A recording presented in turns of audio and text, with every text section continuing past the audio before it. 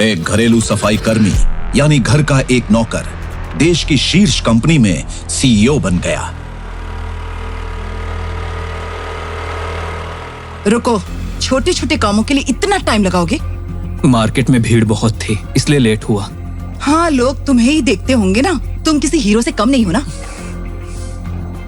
अब इतनी देर जो लगाई है तो दिखाओ क्या लाए हो।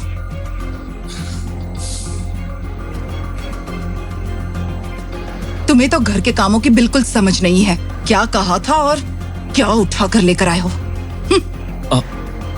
लौकी और तरोई भी लाया हूँ। लौकी और तरोई जैसी सब्जियां तुम ही खाओ। अनिका ने अपने पिता के कहने पर नक्श से शादी की, जो बात चित्रा को बिल्कुल पसंद नहीं थी। जब भी मौका मिलता चित्रा अपने दामाद नक्श को जलील करती। वहाँ दूसरी ओर अनिका के मन में भी नक्श के लिए कोई भावना नहीं थी। चित्रा चाहती है कि उसकी बेटी नक्श को तलाक दे दे और उसके लिए वो एक प्लान बनाती है।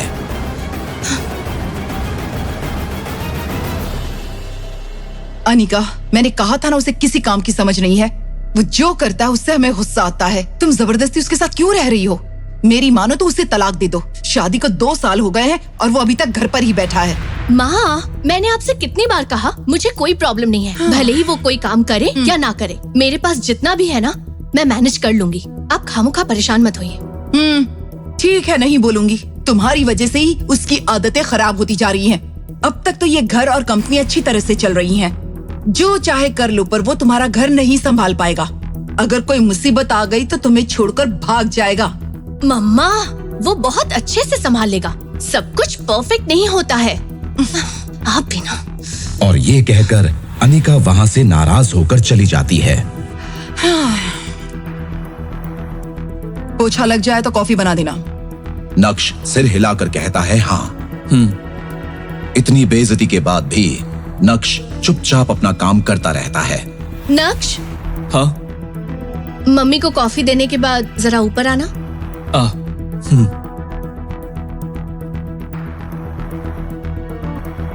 सासू माँ, ये लीजिए कॉफी।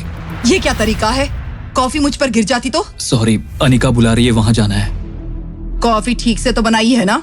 अगर कॉफी अच्छी नहीं हुई ना तो अपनी बेटी से कहकर घर से निकलवा दूंगी। नक्श, तुम आ रहे हो या नहीं?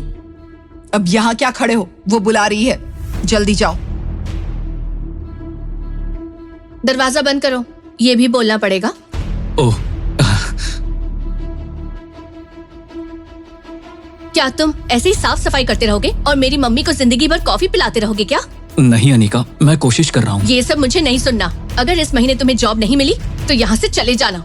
मेरी कंपनी में मैं तुम्हें रख सकती हूँ, लेकिन तुम्हें जिम्मेदारी संभालनी होगी। कोई बहाना नहीं चलेगा। अपना हुनर दिखाना होगा, तब जाकर मुझे खुशी होगी, समझे? कुछ समझ आया कि नहीं? हाँ? सुन रहे हो ना? हाँ, मैं समझ गया अनिका। अब मेरे साथ आओ।